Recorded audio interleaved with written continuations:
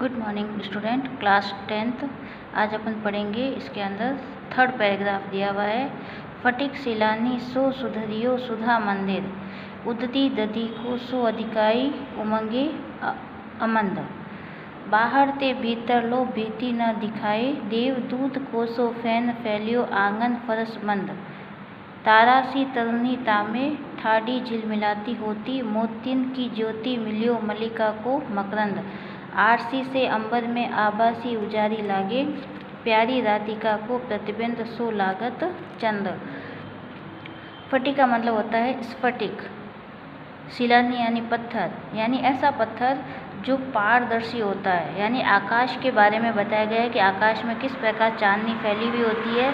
आकाश में जब चंद्रमा की पूरी पूर्णिमा के दिन चंद्रमा की रोशनी फैली हुई होती है तो वो किस प्रकार दिखाई देती है, उसके बारे में यहाँ पे पूरा वर्णन किया गया है।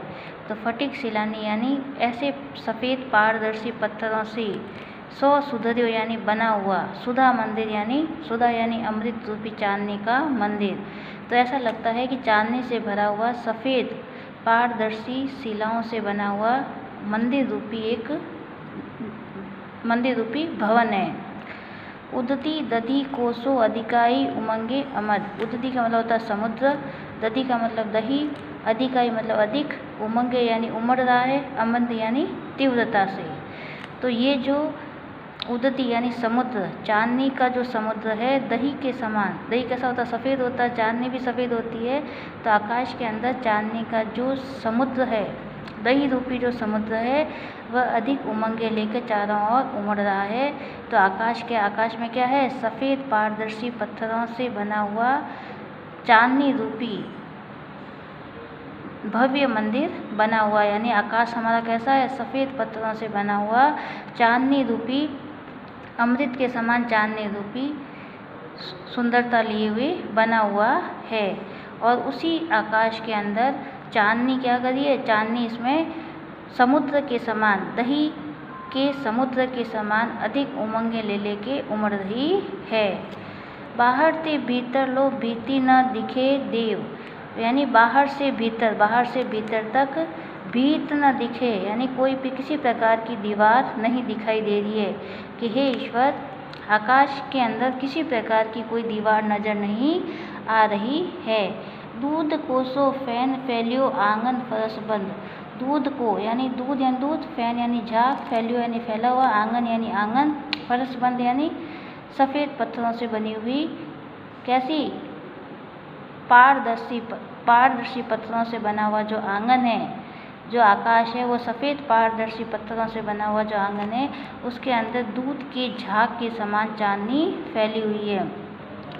उसके अंदर हमें ऐसा लग रहा है कि जो सफ़ेद पारदर्शी जो स्फटिक जो है, सफ़ेद पारदर्शी पत्थर से बना हुआ आंगन है और उसके अंदर चांदनी दूध के झाग के समान फैली हुई है।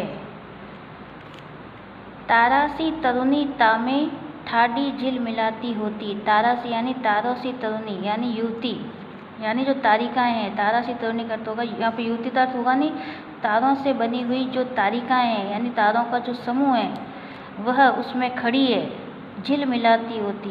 तो सफ़ेद चांदनी के अंदर तारों की जो तारिकाएं हैं वो इस प्रकार खड़ी झिल मिला रही हैं जिस प्रकार कोई युवतियाँ मोतियों और विभिन्न प्रकार के आभूषणों से पहनकर क्या करती है, झिल मिलाती हुई नजर आती है, अपनी चमक दिखाती हुई, या यह अपने आभूषणों से युक्त होकर अपनी सुंदरता को दिखाए हुए खड़ी हो।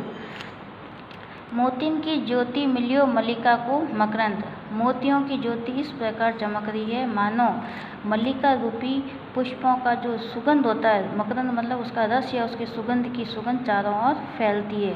तो मोतियों की चमक भी इस प्रकार दिखाई दे रही है मानो मल्लिका नामक पुष्प की जो सुगंध है वह चारों ओर फैल रही हो। आरसी से अंबर में आभासी उजारी लागे। आरसी का मतलब होता है समुद्र, आरसी का मतलब होता है यहाँ पे समुद्र या दर्पण। आरसी का अर्थ क्या होगा यहाँ पे, दर्पण से अंबर, आकाश क्या है, एक विशाल दर्पण के समान है और आभासी उजारी, उसमें चंद्रमा की जो प्रकाश है वो बहुत ही उजारी यानी बहुत ही प्रकाशमान दिखाई लग रहा है।